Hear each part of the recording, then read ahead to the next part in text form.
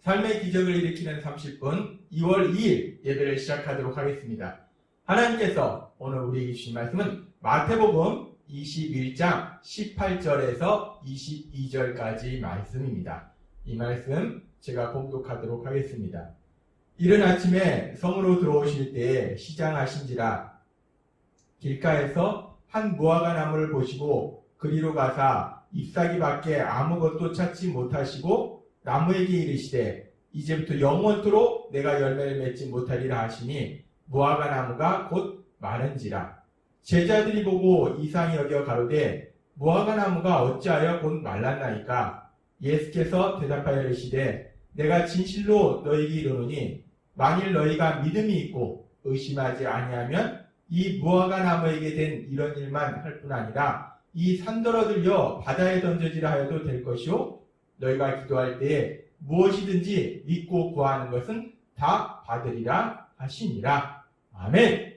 오늘 이 시간 하나님께서 우리에게 주신 말씀을 듣기 전에 잠시 기도하는 시간 갖도록 하겠습니다. 하나님 아버지 감사합니다. 어제부터 드디어 삶의 기적을 일으키는 30분 하나님의 예비하신 그 놀라운 역사가 시작됐습니다. 하나님께서 우리 모두에게 함께 하시고 성령님 인도하셔서 우리 예수비전교회 성도님들이 모두 다 이 놀라운 기적의 역사에 참여케 하시니 감사합니다.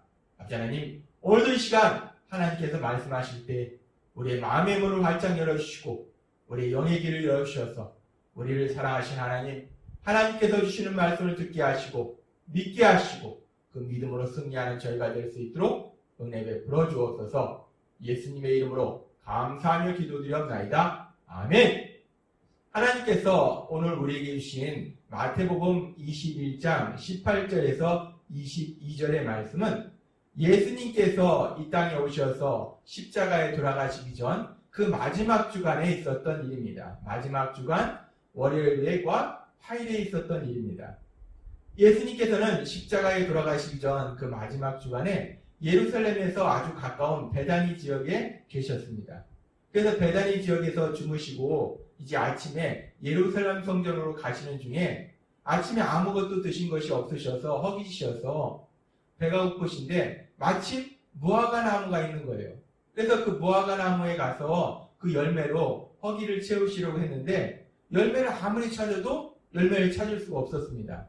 그래서 예수님께서 그 무화과 나무를 저주하시고 예수님의 저주에 따라서 그 무화과 나무가 시들어 말라 죽는 사건이 일어납니다.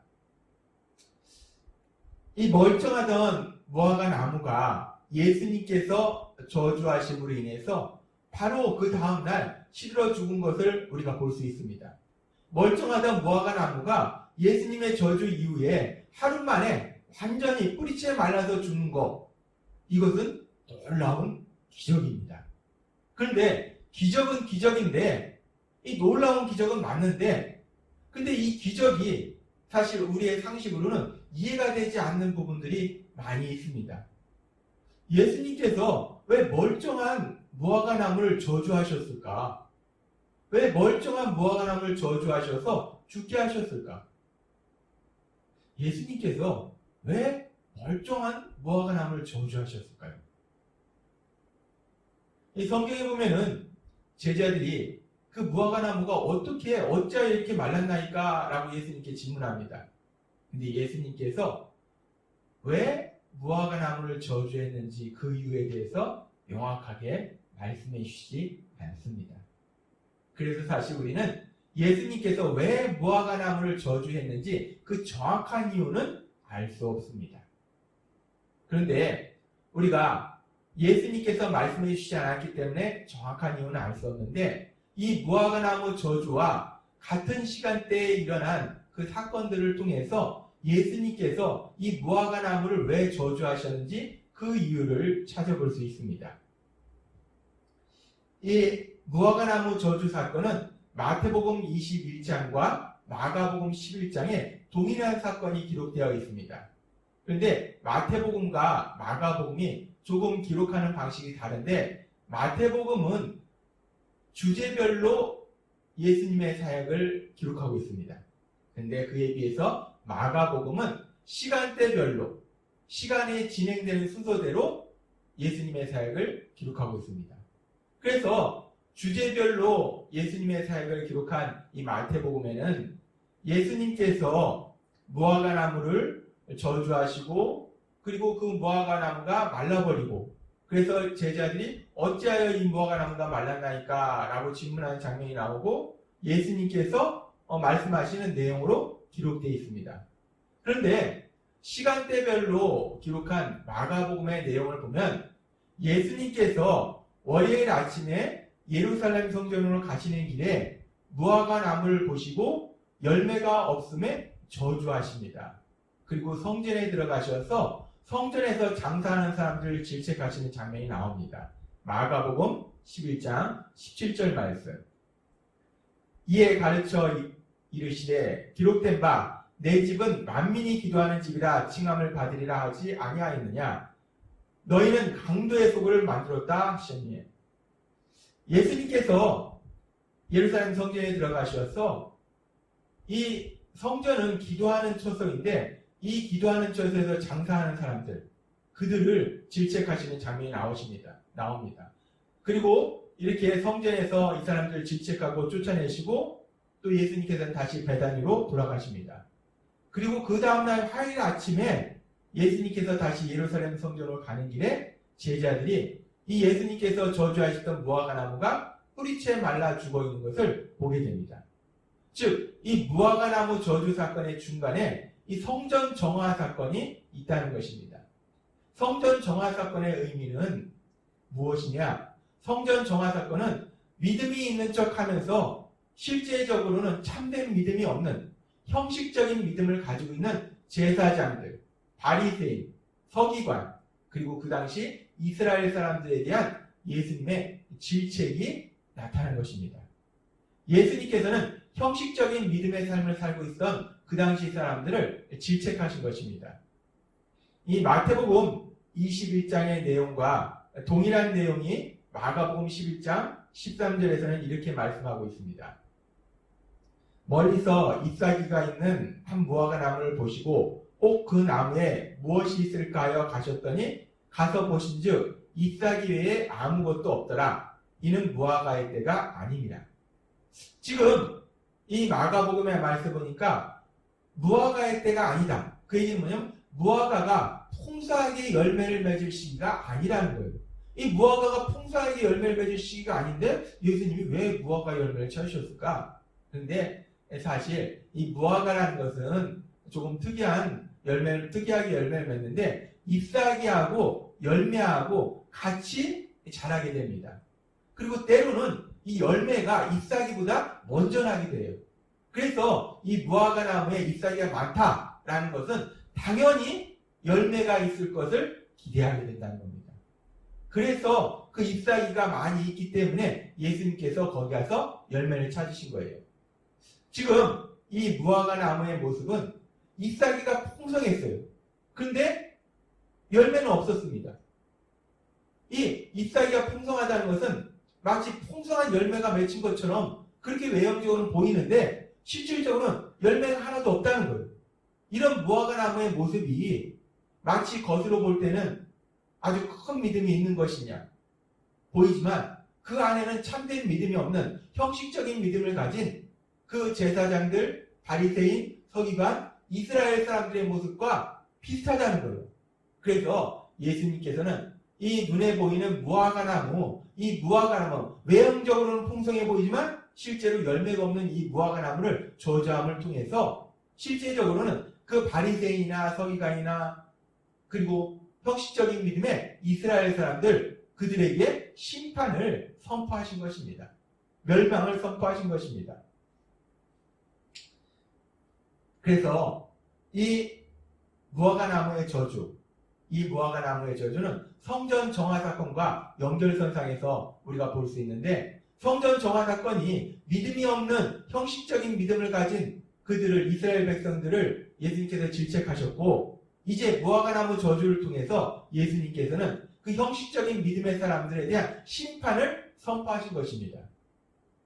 예수님께서는 입만 무성하고 열매가 없는 그 무화과 나무를 저주함을 통해서 겉으로 볼 때는 외형적으로 볼 때는 큰 믿음이 있는 것이냐 믿음이 큰 사람인 것이냐 보이는 그 형식적인 믿음을 지닌 그 당시 제사장, 바리새인, 서기관들 그리고 이스라엘 사람들을 그들의 심판을 선포하신 것입니다. 그리고 이런 예수님의 심판 선포는 실제적으로 그로부터 40년 뒤 서기 70년에 로마의 디도 장군에 의해서 예루살렘이 처참하게 멸망당하고 예루살렘 성전이 파괴됨으로 인해서 실제적으로 이루어집니다. 우리는 이 무화과 나무의 저주를 통해서 아주 중요한 영적인 진리를 배울 수 있습니다. 그것은 뭐냐면 우리가 믿음이 형식적인 믿음이 아니라 참된 믿음을 가져야 된다는 겁니다. 겉으로 볼 때만 대단한 믿음으로 보이는 남들 눈에만 대단한 믿음으로 보이는 그런 믿음이 아니라 참된 믿음을 갖는 것이 중요하다는 것을 이 무화과 나무 저주를 통해서 예수님은 우리에게 말씀하신 겁니다. 그리고 예수님께서는 이 무화과 나무 저주를 통해서 형식적인 믿음에 대해서 심판을 선포하시고 또 한편에서는 이제 예수님 믿는 제자들에게 참된 믿음, 이 참된 믿음의 그 놀라운 능력에 대해서 또 말씀해 주십니다. 예수님께서는 제자들에게 계속해서 이렇게 말씀하십니다. 마태복음 21장 21절 말씀. 예수께서 대답하여 이르시되 내가 진실로 너희에게 이르노니 만일 너희가 믿음이 있고 의심하지 아니하면 이 무화과 나무에게 된 이런 일만 할 뿐 아니라 이 산더러 들려 바다에 던지려 해도 될 것이요 너희가 기도할 때 무엇이든지 믿고 구하는 것은 다 받으리라 하시니라.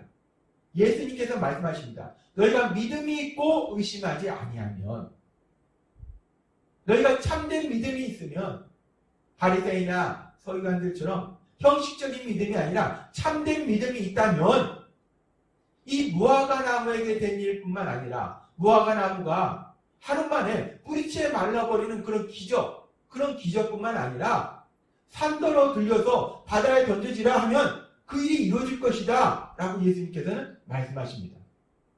지금 이 예수님의 말씀은 문자 그대로 산더러 명령해서 바다에 던져줘라 하면 그렇게 된다는 말씀이 아니라 이 말씀은 산이 바다에 던져지는 것은 불가능한 일입니다.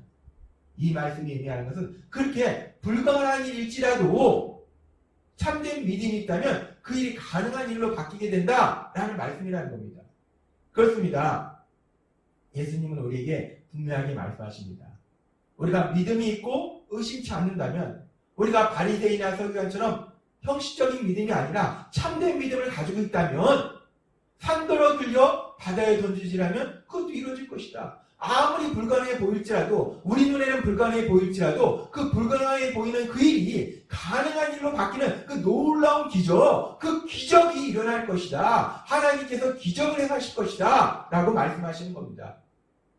하나님은 우리에게 계속해서 말씀하셨습니다.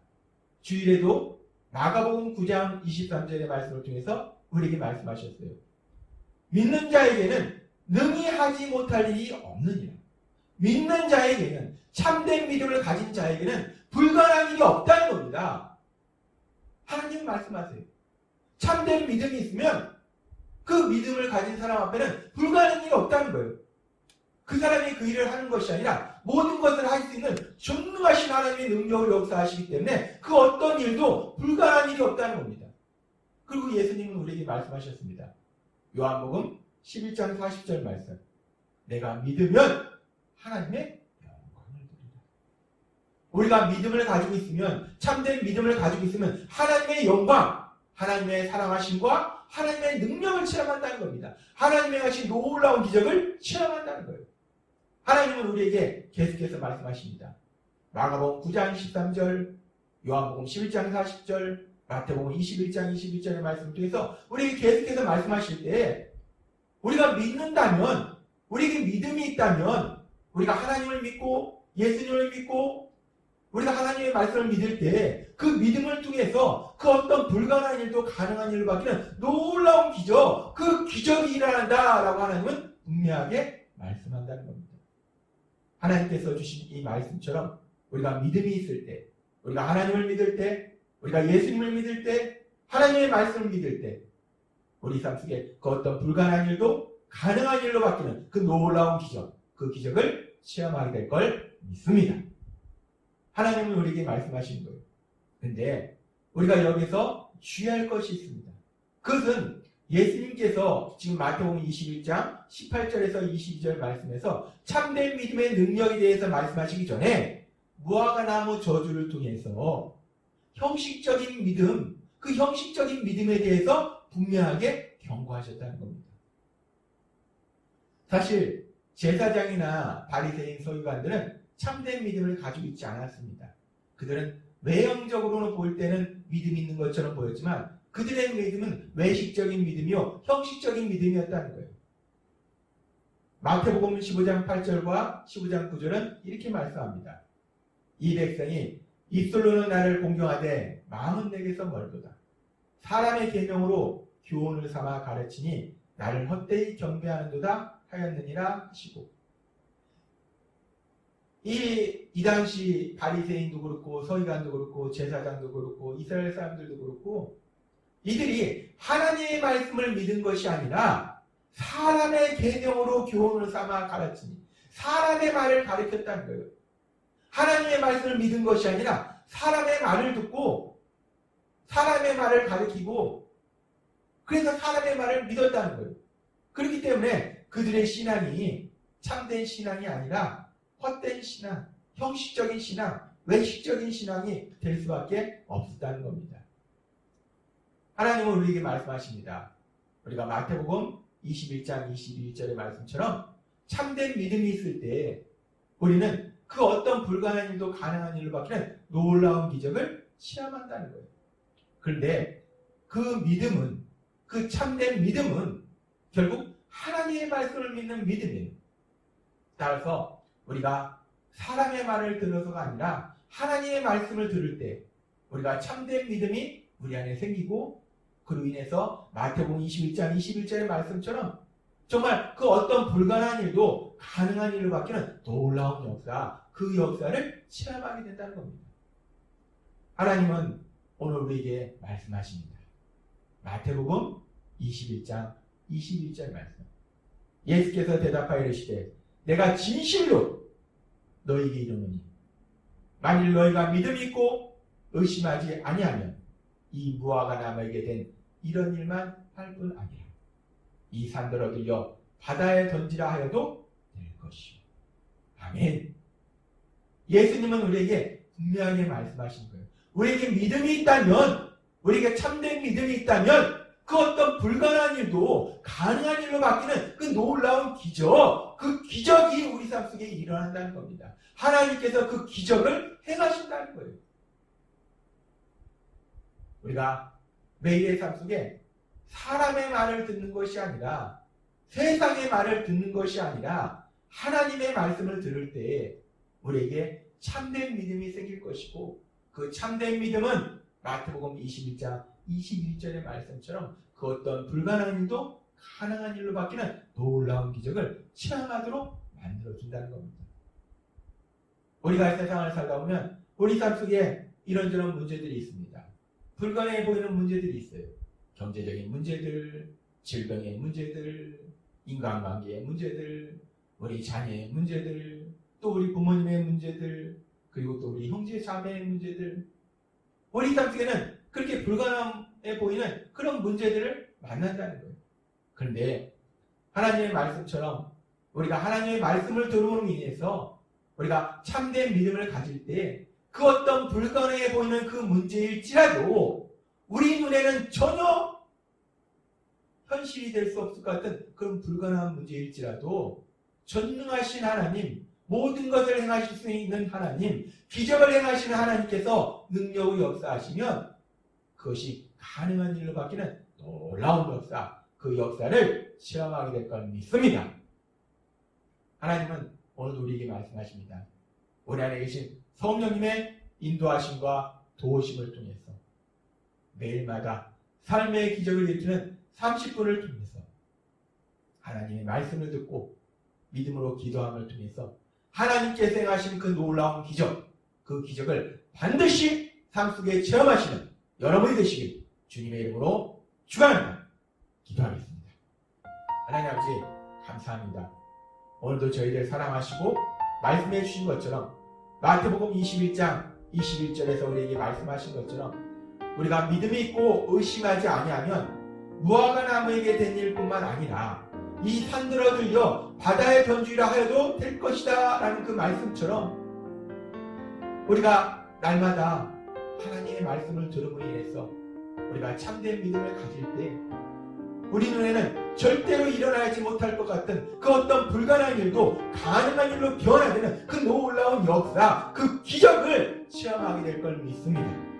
아버지 하나님, 저희를 사랑하신 하나님, 늘 저희를 인도하셔서 매일마다 하나님의 말씀 곁으로 더 가까이 다가가게 하셔서 믿음을 통해서 하나님의 행하신 그 놀라운 역사, 그 기적을 체험하는 저희가 될 수 있도록 은혜를 부어주옵소서. 예수님의 이름으로 감사하며 기도드립니다. 아멘. 이 시간